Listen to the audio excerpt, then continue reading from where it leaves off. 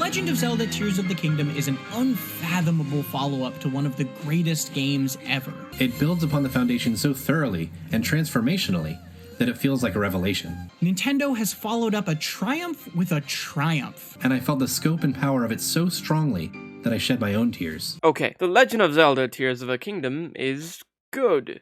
But is it actually that good? No, God. No. Look, it's good. You know it's good. It's a first-party Nintendo title in one of their most sacred franchises. That doesn't mean it doesn't have problems. This is the story of how I learned to stop caring and love The Legend of Zelda Tears of a Kingdom. Breath of the Wild came out 6 years ago and drastically changed up the Zelda formula as a direct response to the criticism actual good game Skyward Sword received, and changes in the modern gaming landscape. A lot of people don't like Skyward Sword, and that's fine, but since it's the most recent traditional 3D Zelda and the first 3D Zelda that the current lead director Hidemari Fujibayashi worked on, I'll be comparing new Zelda to it a lot. Anyway, Breath of the Wild took inspiration from open world games of the time, and rather than copy and pasting trends, they improved on them to make a vast, open-ended, interconnected Hyrule with towers to climb and fast travel points to unlock. Previous games had dabbled in side questing, but Breath of the Wild went all out. Everyone Link met needed help, or 10 items. The biggest change was the player freedom. As soon as you start the game, you could go anywhere and do anything, completing the 4 dungeons in any order you want, which sounds good on paper. In reality, it means every dungeon has same-ish puzzles and layout and final bosses, and there's a point in every Zelda game, a point where you've unlocked all of Link's toolset and then you get a late game quest where it's just a remix of previous puzzles and mechanics you've seen before. It happens in Skyward Sword after you find Zelda and are tasked with collecting the 4 dragon songs. This part always drags and you're just ready for the game to end. The problem is, in Skyward Sword, that point is at the 25-hour mark. In Tears of a Kingdom, it happens right after the tutorial. The game starts with a slow walking prologue and then you're thrust skyward onto a great beginning sandbox to explore. Here you learn and test out your new abilities. The first one is Ultra Hand. This lets you move and build literally whatever comes to mind. Create your inner machinations with an intuitive and really flexible building system. It's further complemented by the auto build ability that you get later on in the game. You can find schematics around the world of Nintendo improved not broken machines to snap together in seconds. It really opens up the game. It almost feels like a 0451 game, with there being no wrong way to do something. It's a real world with real rules, and if you can think it, it's probably possible. You also have Fuse, which combines 2 items together. A stick and a rock, you got a hammer. A stick and a stick, you got a longer stick. This genuinely feels like a free microtransaction, like a lot of people played Breath of the Wild and don't want to relive the early grind of garbage weapons. Combine 2 crappy weapons together and you get 1 okay one, and you can pick up twice the amount. When you kill an enemy, they now drop a weapon as well as a weapon upgrade.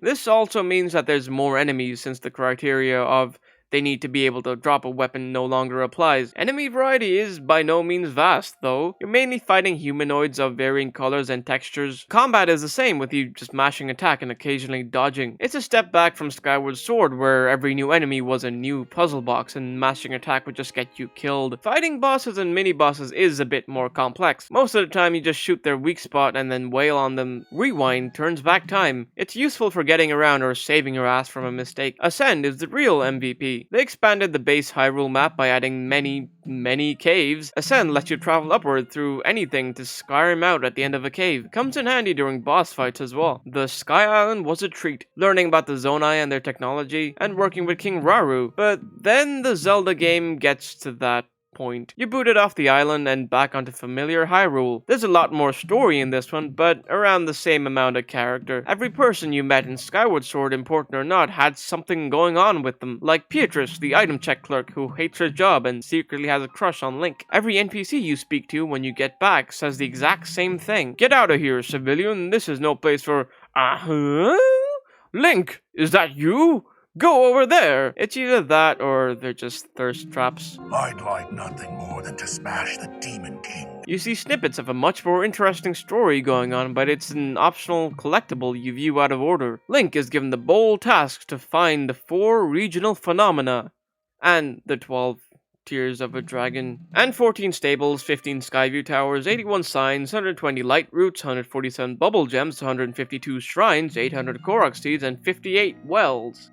My family haven't seen my face in 3 weeks, and you're making me find 58 frickin' wells? These are checklists, it's padding, it's busy work, it's everything you hate about Ubisoft games wrapped in a locked at 30 frames per second sandwich. The structure of Skyward Sword went as follows. You're airdropped into a hub world, you acclimatize, then reach a mini dungeon, then unlock a main dungeon, repeat. Sensible, linear, focused progression. The dungeons make up the majority of the game, right? Cool. Here's the structure of Tears of the Kingdom. You hold down the sprint button for 3 to 5 seconds, then take your finger off the sprint button for 3 to 5 seconds, then put your finger back onto the sprint button for 3 to 5 seconds. You do this for about 15 hours, then you reach a dungeon and it's bad. The level design is engaging rather than fun, and there's a difference. Shrines and stables littered around the map act as shots of adrenaline on your long, arduous trek to keep you engaged. You can take a 5 to 20 minute break every now and then and do some side quests or a puzzle. Escort a lazy-ass Korok to their destination. The stable quest line is at least amusing, but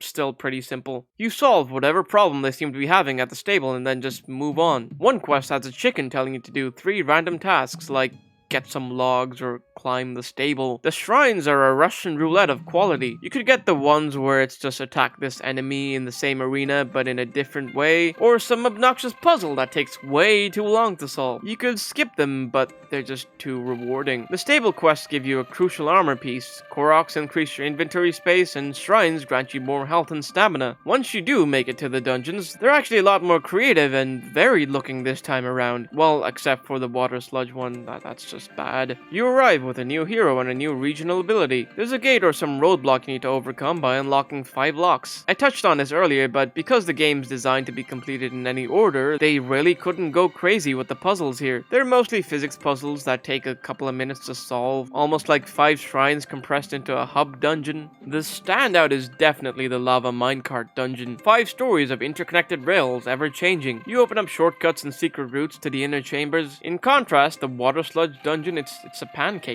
It's only got 4 locks to open rather than 5. Navigating this Mario Sunshine-ass sludge isn't fun. The puzzles aren't that complicated or satisfying to solve, and the final boss is one of those Mikolash, I'ma run away so try to hit me bosses. Meanwhile, Sidon, whose abilities you need to wash away the sludge, does his best to stay as far away as possible. Tears of a Kingdom has a problem giving you problems. When it rains, it's harder to climb. Curveball, okay, the solution? Wait 10 minutes for the rain to stop or grind out the stable quest to get the rain climbing armor. Cool. Here's a tough boss fight. The solution? Sit at a cook site and cook for 10 minutes, then pause the game every time you get hit to eat. Solving these problems isn't complicated, nor is it fun. It's a time-consuming inconvenience. Why does Link take so long to climb a mountain? There's an armor set that speeds him up. Why isn't that his default speed? 30 hours in, I snapped. Having collected so many Korok seeds, a nice amount of shrines, I was done. I stopped caring. I had enough. I had enough space in my inventory.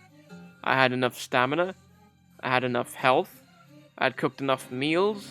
I didn't need to fill every checklist. I could focus on the task at hand. Activating shrines just at a fast travel point, ignoring the lazy-ass Koroks. I still helped Addison, of course, just because I felt bad for the guy. And somehow, I started having fun again. My experience became more like a traditional 3D Zelda game. I was only doing the fun stuff, playing with the new mechanics, adventuring into the depths, a dark upside-down-like world beneath Hyrule, riding on the back of a dragon to reclaim the Master Sword. The Zelda adventure is in here. All you have to do is ignore the filler. The adventure log has 5 categories of quests. Stick to the main and some of the side quests. Use up all your Zonai charges to get more Zonai devices to experiment with, rather than trying to get around with the horses that all suck. Walk past every info-dumping, boring NPC. I'm not saying this is the definitive way to play Tears of the Kingdom, but it's just what worked for me. All I had to do was stop caring and love the game.